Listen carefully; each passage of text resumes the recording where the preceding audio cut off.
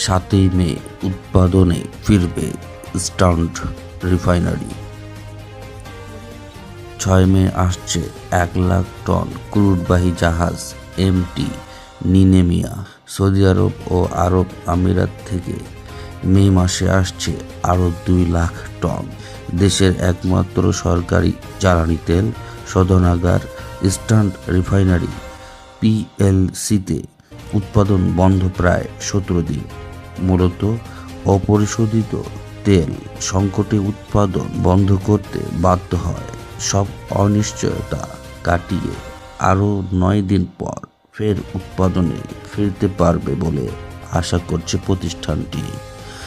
Bangladesh petroleum কর্পোরেশনের মালিকানাধীন একমাত্র পেট্রোলিয়াম রিফাইনারি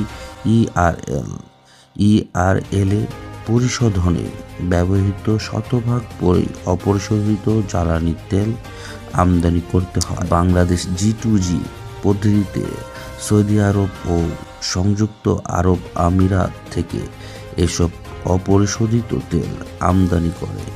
আমদানি করা এসব অপরিশোধিত তেল শতভাগ পরিবহন করে সরকারি পতাকাবাহী প্রতিষ্ঠান বাংলাদেশ শিপিং কর্পোরেশন বিএসসি। এসব তেল পরিবহনের জন্য বর্তমানে আমেরিকান প্রতিষ্ঠান নরভিক এনার্জি থেকে চার্টারে জাহাজ ভাড়া নেয়।